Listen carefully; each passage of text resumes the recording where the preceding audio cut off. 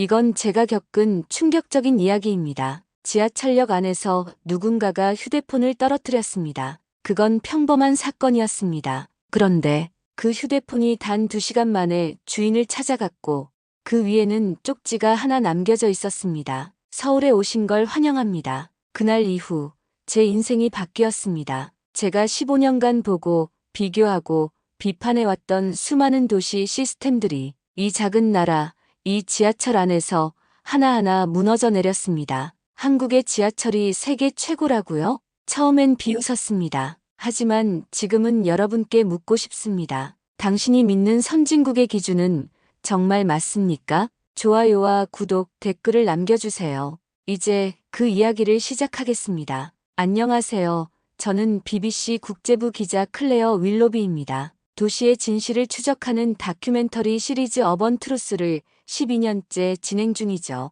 그리고 이번엔 서울이었습니다. 한국의 지하철이 세계 최고라는 소리를 들을 때마다 저는 코웃음을 쳤어요. BBC 국제부 선임 기자로 20년 넘게 일해온 제게는 런던 지하철의 역사와 전통이 자부심이었거든요. 도시 인프라와 공공교통 전문가로서 아시아 시스템들이 과장됐다고 생각했죠. 시청률 1위 다큐멘터리 시리즈 어반 트루스를 제작한 제 경험으로는 말이에요. 이번 한국 출장도 또 다른 과장된 이야기를 검증하러 가는 거라고 생각했어요. 인천공항 게이트를 나서며 회의적인 시선으로 공항철도에 올랐어요. 한국이 세계 최고라고 떠드는데 과연 어느 정도인지 직접 확인해보자는 마음이었죠. 그런데 첫 번째 충격이 바로 시작됐습니다. 좌석에 앉자마자 항공기 1등석 수준의 편안함에 놀랐고 열차가 달리는 소리도 거의 들리지 않았어요. 이미 제 예상과 달랐죠. 런던 지하철의 시끄러운 소음과는 비교가 안 됐거든요. 더 놀라운 건 그 다음이었어요. 저는 휴대폰도 꺼내지 않았는데 자동으로 결제가 완료된 거예요. 세계 최초로 상용화된 비접촉 자율결제 시스템이었는데 이런 기술이 실제로 작동하는 걸 처음 봤거든요. 카드도 휴대폰도 만지지 않았는데 어떻게 결제가 되는 건지 신기했어요. 영국에서도 이런 시스템은 실험 단계에 머물러 있었는데 말이죠. 그런데 진짜 충격은 따로 있었어요. 옆자리 승객이 에어컨이 너무 춥다고 문자를 보냈는데 5분도 안 돼서 차내 방송이 나왔거든요. 승객의 의견을 실시간으로 반영해서 온도 조절을 시작한다는 안내였어요. 저는 눈을 비비고 다시 봤어요. 정말로 온도가 올라가더라고요. 저는 눈을 의심했습니다. 문자 한 통으로 열차 전체의 온도가 바뀐다니요. 이게 정말 살아있는 시스템이구나 싶었어요. 영국에서는 상상도 못할 일이었거든요. 승객 불만 접수부터 해결까지 보통 몇 주는 걸리니까요. 심지어 해결되지 않는 경우도 많고요. 제가 알던 교통 시스템에 대한 확신이 흔들리기 시작했어요. 아직 서울역에도 도착하지 않았는데 이미 머릿속이 복잡해졌죠. 과연 이 여행의 끝에는 어떤 깨달음이 기다리고 있을까요? 제 자존심은 이미 공항에서 첫 번째 타격을 받았어요. 20년간 쌓아온 확신이 30분 만에 무너지기 시작한 거죠. 서울역에 도착한 저는 지하철로 환승하면서 또 다른 충격을 받았어요. 에스컬레이터에서 모든 사람들이 한쪽으로 서 있는 거예요. 급한 사람들이 지나갈 수 있도록 자연스럽게 공간을 비워두더라고요. 20년간 런던 지하철을 이용하면서도 이렇게 완벽한 질서는 본 적이 없었거든요. 누가 시킨 것도 아닌데 말이에요. 법으로 정해진 것도 아니고 단속하는 사람도 없는데 모든 사람이 자발적으로 지키고 있었어요. 더 놀라운 건 역사 구조였어요. 유모차 전용 통로와 휠체어 엘리베이터가 한눈에 보이는 곳에 배치되어 있었거든요. 단순히 설치해 놓은 게 아니라 정말 필요한 사람들이 쉽게 찾을 수 있도록 설계된 거였어요. 영국에서는 이런 시설들을 찾기가 힘들어서 직원에게 물어봐야 하는 경우가 많았는데 말이죠. 여기서는 길을 묻지 않아도 저절로 눈에 들어왔어요. 새벽 6시경이었는데도 역사가 깨끗했어요. 화장실도 마찬가지였고요. 더 신기한 건 안내 방송도 없는 조용한 시간인데 순찰 중인 직원을 여러 명 봤다는 거예요. 이 사람들은 언제 출근한 걸까요? 승객들이 불편하지 않도록 미리 준비하고 있었던 거죠. 아무도 보지 않는 시간에도 최선을 다하는 모습이었어요. 그런데 진짜 감동은 따로 있었어요. 개찰구 앞에서 65세 이상으로 보이는 어르신이 카드를 대지 않고 그냥 지나가시는 걸 봤거든요. 저는 처음에 무임승차인 줄 알았어요. 그래서 영무원에게 물어봤더니 전국 모든 65세 이상 어르신들은 무료로 지하철을 이용할 수 있다고 하더라고요. 조건도 까다롭지 않고 신청 절차도 간단하다고 했어요. 정말 놀랐습니다. 나이 확인도 별도로 하지 않고 그냥 믿고 보내주는 거예요. 이런 제도가 가능한 건 시민들의 양심을 믿기 때문이라고 하더라고요. 영국에서는 상상할 수 없는 일이었어요. 복지 혜택을 받으려면 온갖 서류와 증명이 필요하거든요. 심지어 몇 달씩 기다려야 하는 경우도 많고요. 그 어르신과 잠깐 이야기를 나눠봤는데 40년 넘게 지하철을 이용해 왔다고 하시더라고요. 젊었을 때는 돈을 내고 탔는데 이제는 나라에서 고마워서 무료로 태워준다며 웃으시는 모습이 인상적이었어요. 단순한 복지가 아니라 존경의 표현이라고 느껴졌거든요. 평생 사회에 기여한 분들에 대한 감사의 마음이 제도로 만들어진 거였어요. 저는 이때 깨달았어요. 이게 바로 설계된 배려구나. 약자를 위한 시설이 숨겨져 있는 게 아니라 가장 눈에 잘 띄는 곳에 당당히 자리 잡고 있었어요. 그리고 그걸 이용하는 사람들도 당당했고요. 이런 공간에서는 모든 사람이 존중받는다는 느낌이 들었어요. 제가 아는 공공시설의 개념이 완전히 바뀌는 순간이었습니다. 이건 단순한 교통수단이 아니라 사회 철학이 담긴 공간이었거든요. 그런데 이 모든 게 사람의 힘만으로 이뤄지는 건 아니었어요. 본격적인 출근 시간이 되자 역사 안이 사람들로 가득 찼어요. 저는 혼잡한 상황에서 어떤 일이 벌어질지 궁금했거든요. 런던에서는 러시아워 때마다 아수라장이 되거든요. 사람들이 밀치고 새치기 하고 소리 지르는 게 일상이었으니까요. 그런데 여기서는 완전히 달랐어요. 사람이 많은데도 질서정연하게 승하차가 이뤄지더라고요. 플랫폼에 그어진 선을 따라 줄을 서고 내리는 사람이 다 내린 후에 타는 거예요. 마치 춤을 추듯 자연스럽게 움직이더라고요. 더 놀라운 건 다국어 안내 시스템이었어요. 한국어, 영어, 중국어, 일본어로 방송이 나왔고 스크린에도 같은 내용이 자막으로 표시됐거든요. 저처럼 외국인도 전혀 어려움 없이 이용할 수 있었어요. 런던 지하철도 다국어 서비스가 있지만 이렇게 체계적이지는 않았거든요. 여기서는 정말 세심하게 배려했다는 느낌이 들었어요. 심지어 발음도 정확하고 속도도 적당했어요. 그때 공공 와이파이를 연결해 봤는데 속도가 정말 빨랐어요. 저는 기자니까 인터넷 속도에 민감한데 BBC 뉴스 스트리밍도 끊김없이 매끄럽게 실행되더라고요. 지하 깊은 곳인데도 말이에요. 영국에서는 지하철 와이파이가 느려서 답답한 경우가 많았는데 여기서는 집에서 쓰는 것만큼 빨랐어요. 이메일 확인하고 뉴스 읽고 영상까지 보는데 전혀 불편함이 없었거든요. 환승역에 도착했을 때 정말 놀라운 걸 봤어요. 스크린에 실시간 열차 혼잡도가 표시되는 거예요. 몇 호차가 덜 붐비는지, 어느 쪽 문으로 타야 환승이 편한지까지 알려주더라고요. 이건 인공지능이 승객 데이터를 분석해서 제공하는 정보라고 했어요. 저는 이런 시스템이 실제로 작동하는 걸 처음 봤거든요.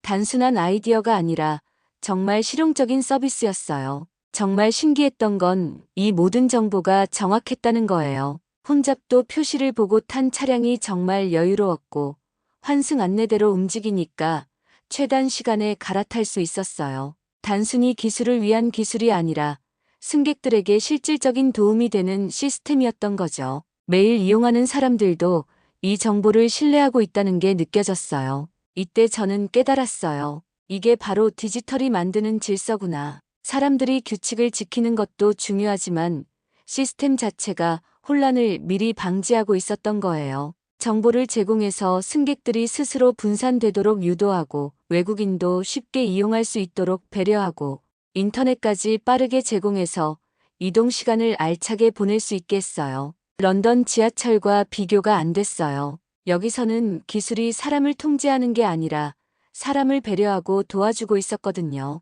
승객 한 명 한 명이 편안하게 이용할 수 있도록 모든 걸 미리 계산하고 준비해 놓은 거였어요. 이런 시스템에서는 스트레스를 받을 이유가 없겠더라고요. 그런데 이 모든 디지털 기술 뒤에는 따뜻한 마음이 숨어 있다는 걸 곧 알게 됐어요. 지하철을 더 자세히 살펴보다가 정말 놀라운 광경을 봤어요. 70대로 보이는 어르신이 길을 잃고 헤매는 외국인 관광객을 도와주고 계시더라고요. 그분은 자원봉사자였는데 영어로 친절하게 길을 안내해 주시는 모습이 인상적이었어요. 저도 궁금해서 잠깐 대화를 나눠봤는데 은퇴 후에 지하철역에서 봉사활동을 한다고 하시더라고요. 기계로는 해결할 수 없는 따뜻한 도움을 주고 싶다고 말씀하셨어요. 매일 2시간씩 나와서 길 안내를 해주신다고 하시는데 정말 감동적이었거든요. 그때 재미있는 일이 벌어졌어요. 저도 외국인이니까 혹시 무임승차하는 건 아니냐고 역무원에게 물어봤거든요. 솔직히 좀 무례한 질문이었는데 그 직원분이 전혀 기분 나빠하지 않고 차분하게 설명해 주시더라고요. 외국인 기자라고 하니까 더 자세히 알려주시면서 궁금한 게 있으면 언제든 물어보라고 하시는 거예요. 이런 친절함은 정말 놀라웠어요. 런던에서는 이런 질문을 하면 짜증내는 경우가 많거든요. 심지어 무시당하는 경우도 있고요. 그런데 정말 신기한 건 열차가 들어올 때였어요. 경고음 대신 음악이 나오더라고요. 각 노선마다 다른 멜로디였는데 듣기에도 좋고 스트레스도 안 받았어요. 스크린도어가 100% 설치돼 있어서 안전하기도 했고요. 이런 세심한 배려는 처음 봤어요. 단순히 기능적인 것만 생각하는 게 아니라 승객들의 감정까지 고려한 거였거든요. 심지어 그 음악도 전문가들이 선별한 거라고 하더라고요. 퇴근 시간이 되어서 다시 지하철을 이용했는데 그토록 많은 사람들이 이용했는데도 플랫폼에 쓰레기 하나 없더라고요. 청소하는 사람이 따로 있는 것도 아니었는데 말이에요. 시민들이 스스로 깨끗하게 사용하고 있었어요. 이런 모습을 보니까 정말 벅찬 감정이 들었어요. 이게 바로 시민의식이구나 싶었거든요. 런던에서는 청소 직원이 계속 돌아다녀도 지저분한 경우가 많은데 말이에요. 더 놀라운 건 화장실이었어요. 지하철역 화장실이 이렇게 깨끗할 수 있다니요. 휴지도 충분하고 비누도 있고 심지어 향기까지 좋았어요. 런던 지하철 화장실과는 하늘과 땅 차이였거든요. 여기서는 공공시설도 집처럼 편안하게 이용할 수 있었어요. 심지어 장애인용 시설도 완벽하게 갖춰져 있었고요. 그날 밤 호텔에서 하루 종일 경험한 걸 정리하면서 정말 놀랐어요. 이 모든 게 우연이 아니구나. 스크린도어로 안전을 지키고 음악으로 마음을 편하게 하고 자원봉사자들이 따뜻함을 더하고 직원들이 친절하게 응대하고 시민들이 깨끗하게 사용하는 것까지 모든 게 하나의 시스템으로 연결되어 있었어요. 단순히 기술이 발달한 게 아니라 사람의 마음까지 고려한 공간이었던 거죠. 효율성과 따뜻함이 공존하는 곳이었어요. 기계와 사람이 서로를 보완하면서 완벽한 조화를 이루고 있었거든요. 이런 경험은 제 기자 생활에서 처음이었어요. 그런데 이 완벽해 보이는 시스템이 진짜 위기 상황에서는 어떻게 작동할까요? 그 답을 알게 되는 충격적인 순간이 바로 다음 날 일어났어요. 다음 날 아침, 저는 BBC 본사와 생중계를 하고 있었어요. 서울 지하철의 놀라운 시스템들을 영국 시청자들에게 소개하는 중이었거든요. 그런데 바로 그 순간 충격적인 일이 벌어졌어요. 플랫폼에서 누군가가 철로로 떨어진 거예요. 저는 순간 말문이 막혔어요. 생방송 중에 이런 사고가 일어나다니요. 그런데 정말 놀라운 건 그 다음이었어요. 스크린도어 덕분에 사고가 다른 승객들에게 확산되지 않았어요. 만약 런던처럼 스크린도어가 없었다면 대혼란이 일어났을 거예요. 하지만 여기서는 사고자만 구조에 집중할 수 있었거든요. 다른 승객들은 안전하게 보호받으면서 질서를 유지했어요. 이게 바로 스크린도어의 진짜 가치구나 싶었어요. 더 놀라운 건 직원들의 대응이었어요. 사고 신고가 들어가자마자 모든 시스템이 즉시 가동됐어요. 열차 운행이 중단되고 구급차가 호출되고 역무원들이 현장으로 달려왔어요. 그 모든 과정이 정말 신속하고 체계적이었거든요. 아무도 당황하지 않고 각자 맡은 역할을 완벽하게 수행했어요. 평상시에 얼마나 많은 훈련을 했는지 알 수 있었죠. 시민들의 반응도 정말 인상적이었어요. 소란을 피우거나 구경하려고 몰려드는 사람이 없었어요. 오히려 구조 작업에 방해가 되지 않도록 조용히 물러서더라고요. 어떤 분은 담요를 가져와서 구조대에게 전해주기도 했어요. 이런 시민의식은 어디서 나오는 걸까요? 정말 감동적이었거든요. 그런데 가장 놀라웠던 건 구조 우선순위였어요. 사고자가 젊은 남성이었는데도 현장에 있던 노약자들을 먼저 대피시키더라고요. 위급한 상황에서도 약자를 먼저 보호하는 원칙을 지킨 거였어요. 이런 모습을 보면서 정말 감동받았어요. 단순히 매뉴얼을 따르는 게 아니라 인간에 대한 존중이 몸에 배어 있다는 느낌이었거든요. 구조 작업이 끝나고 운행이 재개될 때까지 승객들은 불평 한마디 없이 기다렸어요. 오히려 구조대원들에게 고생하셨다고 인사하는 분들이 많았어요. 이런 상황에서 이렇게 질서를 유지할 수 있다는 게 정말 놀라웠어요. 런던에서는 조금만 지연돼도 승객들이 소리를 지르고 항의하거든요. 생중계를 보던 영국 시청자들도 완전히 충격받았어요. 실시간 댓글들이 계속 올라왔는데 모두 놀라움과 감탄의 내용이었거든요. 위기 상황에서 보여준 시스템의 완성도와 시민들의 성숙함에 대한 찬사가 끊이지 않았어요. 저도 20년 기자 생활 중에 이런 광경은 처음 봤거든요. 사고자는 다행히 큰 부상 없이 구조됐어요. 그리고 30분 만에 정상 운행이 재개됐어요. 마치 아무 일도 없었다는 듯이 다시 평상시와 같은 질서가 회복됐어요. 이때 저는 확신했어요. 이건 단순한 교통시설이 아니라 정말 살아있는 생명체 같은 시스템이구나. 위기 상황에서도 흔들림 없는 대응 체계를 가진 거였거든요. 그런데 진짜 감동은 그 다음에 기다리고 있었어요. 제가 실수로 떨어뜨린 카메라 가방을 찾는 과정에서 또 다른 놀라운 경험을 하게 됐거든요. 사고 취재로 정신없던 저는 실수를 저질렀어요. 카메라 가방을 선로 사이에 떨어뜨린 거예요. 그 안에는 취재용 장비와 메모리 카드가 들어있었는데 정말 중요한 자료들이었거든요. 당황한 저에게 영무원이 다가와서 운행 종료 후에 수거해서 유실물 센터에 등록해드린다고 하더라고요. 그때는 그냥 친절한 말이라고 생각했어요. 다음날 아침에 유실물 홈페이지에 접속해봤는데 정말 놀라운 일이 벌어졌어요. 제 카메라 가방이 이미 사진과 함께 등록되어 있는 거예요. 실시간으로 유실물이 시스템에 올라온다니요. 영국에서는 유실물을 찾으려면 며칠씩 기다려야 하고 찾지 못하는 경우도 많거든요. 여기서는 하룻밤 사이에 모든 게 처리된 거였어요. 더 놀라운 건 그 시스템의 정확성이었어요. 가방의 브랜드, 색깔, 크기까지 자세히 기록되어 있었고 발견된 정확한 위치와 시간까지 표시되어 있었어요. 심지어 담당자 연락처까지 적혀 있어서 언제든지 문의할 수 있었거든요. 이런 체계적인 관리는 정말 처음 봤어요. 유실물 센터에 가서 가방을 찾을 때 또 한 번 감동받았어요. 직원분이 신분증만 확인하고 바로 찾아주시더라고요. 복잡한 절차도 없고 수수료도 없었어요. 그런데 정말 놀라운 건 가방 위에 붙어있던 작은 쪽지였어요. BBC를 환영합니다라고 한글과 영어로 적혀 있었거든요. 이 작은 배려에 정말 감동받았어요. 그 직원분과 이야기해보니까 더 놀라운 사실을 알게 됐어요.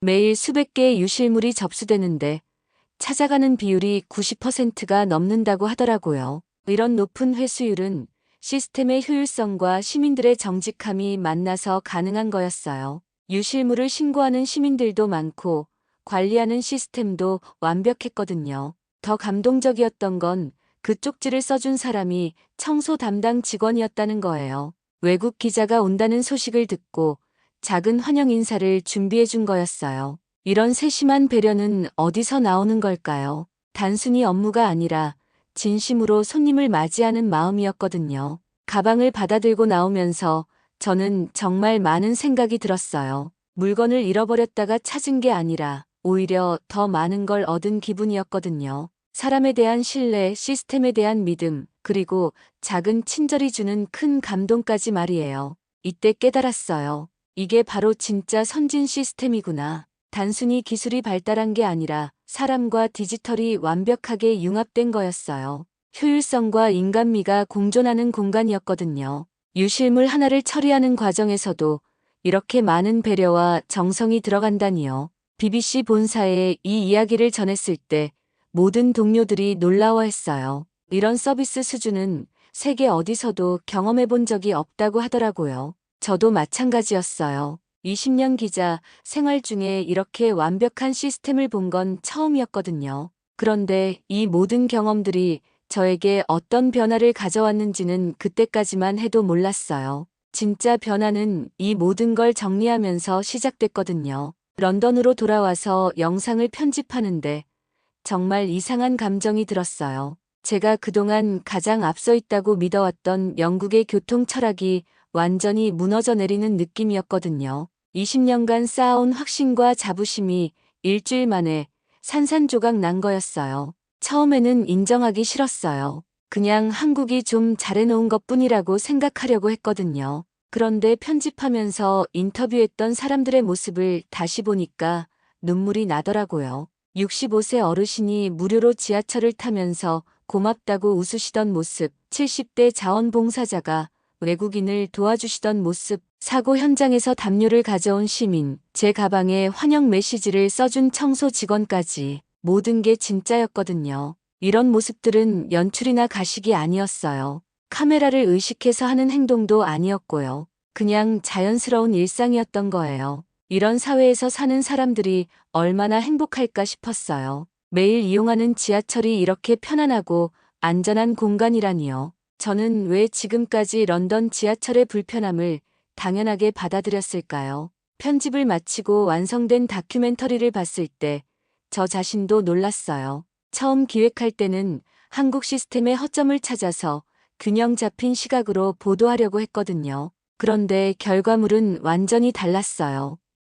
찬사일색이었어요. 객관적인 기자로서 이런 영상을 만든다는 게 부끄럽기까지 했거든요. BBC에서 방송된 후 반응이 폭발적이었어요. 시청률 2위를 기록했고 온라인 조회수도 엄청났어요. 시청자들의 댓글을 보니까 모두 충격받았다는 반응이었어요. 이런 도시가 정말 존재하느냐, 우리도 이렇게 살 수 있느냐는 질문들이 쏟아졌거든요. 저도 마찬가지 심정이었어요. 더 놀라운 건 영국 정부의 반응이었어요.